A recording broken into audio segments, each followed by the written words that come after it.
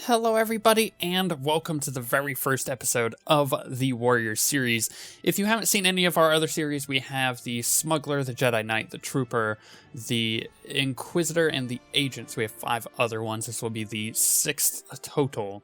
They're really cool. They all connect story-wise through the legacy that I've created with my characters, and you would, do well to watch the other ones because it basically gives you the story on how this character is going to work a little bit. However, if you don't want to go back and watch those, this is probably one of the only series that you could watch just on its own and get a good idea of what's going on, because it's a little separate from the rest of my legacy story, although it does connect directly towards the end, which we'll talk about. So let's quickly talk about Star Wars, the character, and how the series is going to function, and then we will move on to actually getting into the series. I'll try to make this as short as possible.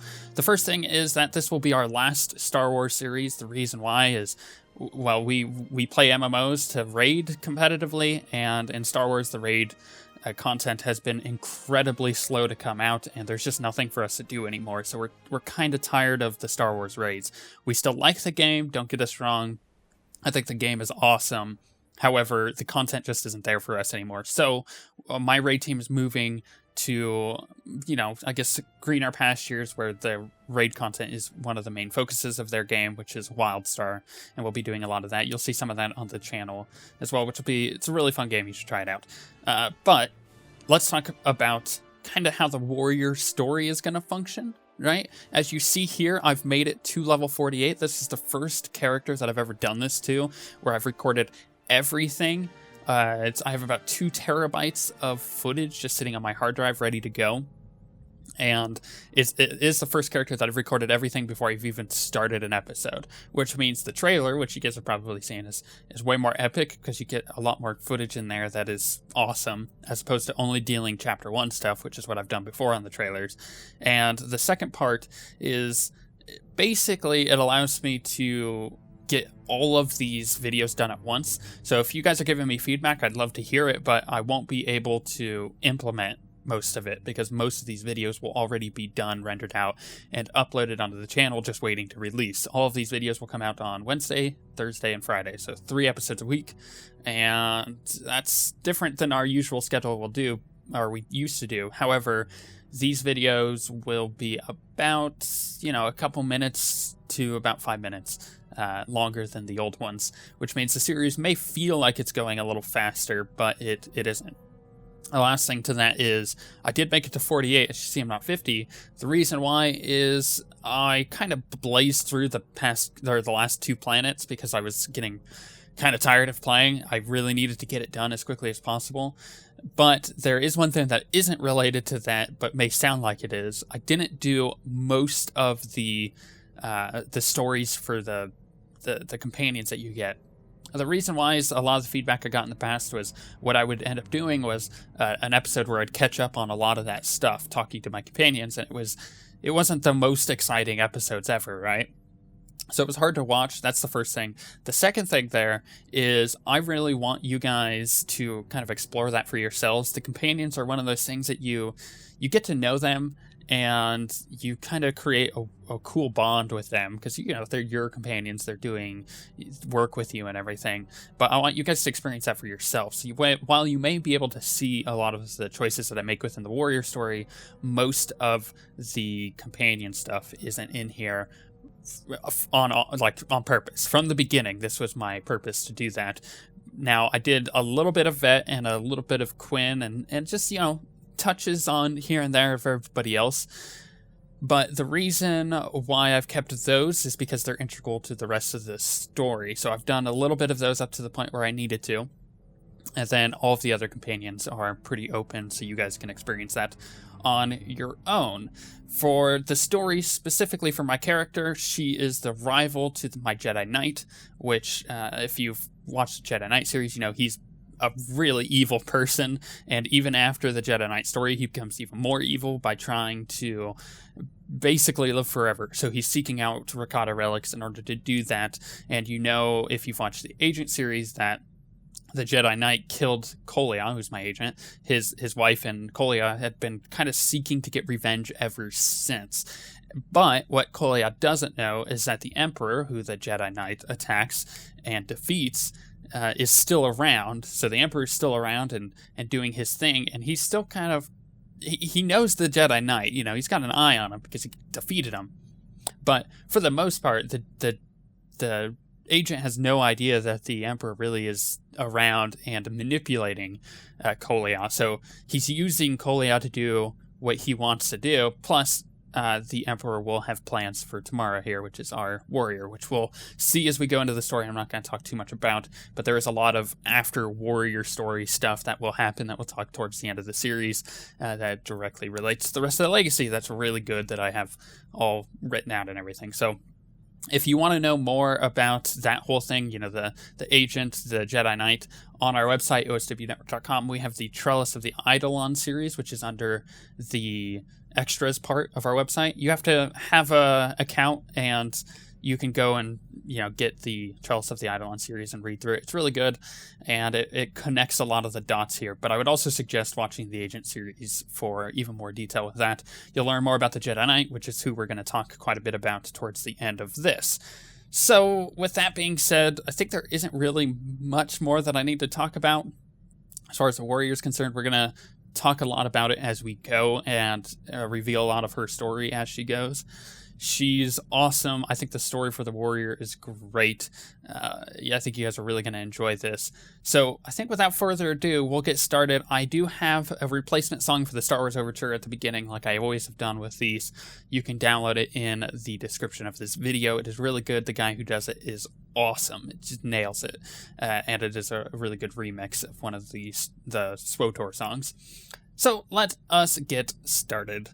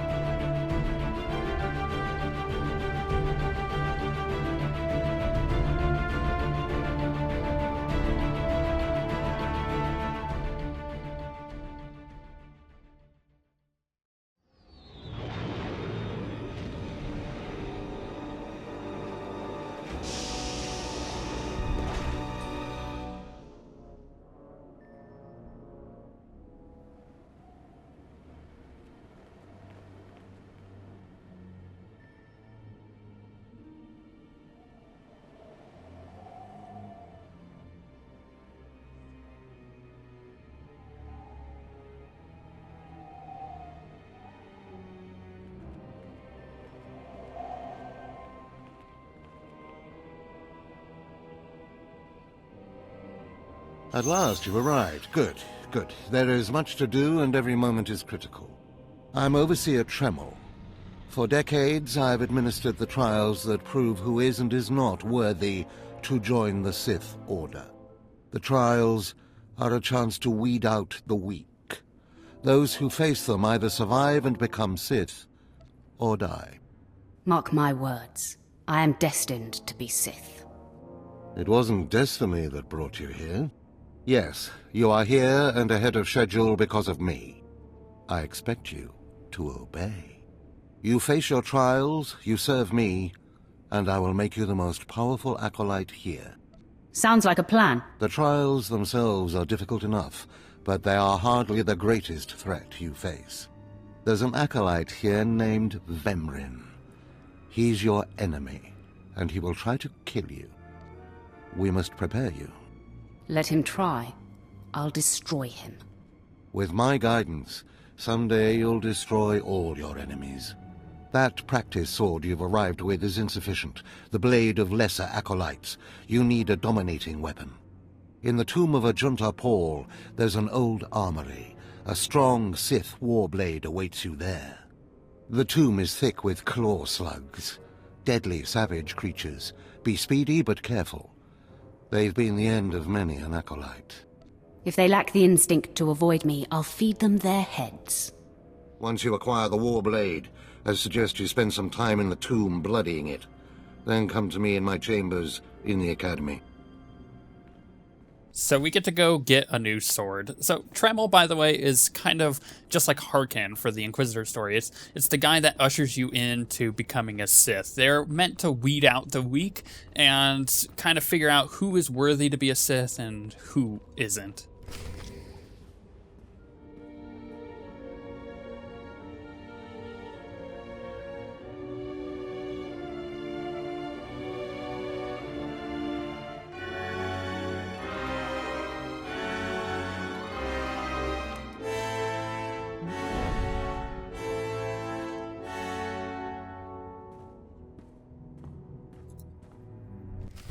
Now that we have our sword, I should probably mention the outfit that my character has on, because I didn't realize how many comments I'd get on this the last time I did something like this. But basically, the way that I get that outfit at the beginning of the game, so it's in that first cutscene, is when it's loading in and doing like the little fly-in thing.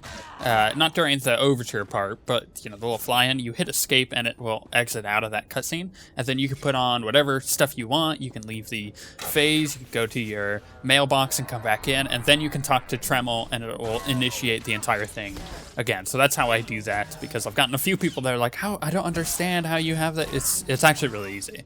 You can pretty much do that with any of the cutscenes within the game, but that's the way I make my character look cool. And just like the other couple series that I've done, the stuff that I'm wearing will constantly change as we go throughout. So, you know, this outfit makes sense for someone who's becoming an apprentice, but the outfit that I wear at the end of the game makes sense for, you know, a Dark Lord of the Sith.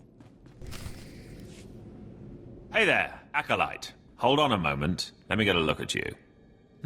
So you're Overseer Tremel's secret weapon. Impressive, to be sure. Afraid the old man waited too long to make his move, though. I'm Vrin, and unlike you, I've fought and bled for everything I have. I demand respect. Are you saying I haven't earned my way? Please, everyone knows what Tremel is doing. If Overseer Tremel had made his move a year ago when I first arrived, you might have had a chance. But now, too little, too late. This is ridiculous, Vrin. Let's just kill her and hide the body. We're not on Balmorra anymore, Dolgus. There are rules, traditions. We'll leave the shortcuts to Overseer Tremel and his last pathetic hope here. You're not very good with people, are you? You're not funny, just pathetic, and you've been warned. Coming, Dolgus? Be right there, Vrin. Listen to me, you useless priss. Acolytes aren't allowed to murder each other, but accidents happen. It isn't murder without witnesses. No more warnings. Vrin's the alpha monster here. You go after Vrin, you die. So basically, Vrin is competing for my spot, or I'm competing for his spot. Either way that you look at it, one of us is probably going to die at one point. That's just the way the Sith work. Good. You've returned. You seem to be in one piece. Tell me, how do you like your new blade?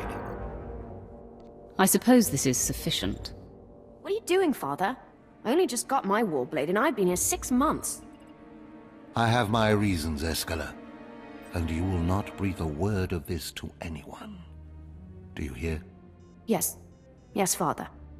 Acolyte, this is Escala, my daughter. She's one of the advanced students here, on her way to becoming Sith, if she minds herself. I'll keep quiet about your new charge, Father. But I won't be there if whatever you're planning blows up in your face. Don't mind her, she's just sore that I'm keeping secrets. She growls, but she's loyal. Now, I thought I heard Vrin's voice in the adjacent chamber before you arrived. Did he make his move so soon? He just introduced himself to me. If he didn't attack, he must not fully comprehend the threat you represent. Good, good. Still, I'd hoped we'd have more time. Vrin's not the type to sniff around for too long before trying to take a bite. In a drive for sheer numbers, the criteria for Academy admittance has been relaxed. Now anyone with Force sensitivity is allowed entrance. Vrin is mixed blood, the invisible rot eating at the foundation of the Empire. He must not be allowed to advance. So, you're an elitist snob? You say that like it's a bad thing. It's the Sith way. Only the best, only the most pure, should be good enough. Unfortunately, Vrin's caught the eye of Darth Barris, one of the most influential Sith lords. He's being groomed to be Barris's new apprentice. As Darth Barris's apprentice, the power at Vrin's fingertips will be considerable. He could change the Sith for the worse. You must proceed to your next trial immediately. I want you to interrogate 3 prisoners in the Academy jails and decide their fates. Consider each criminal's story carefully. The decisions you make will be scrutinized, so let your passions guide your judgments. I will handle it. Go to the Academy prison. Speak to head jailer Nash and return to me after you've passed judgment on the prisoners.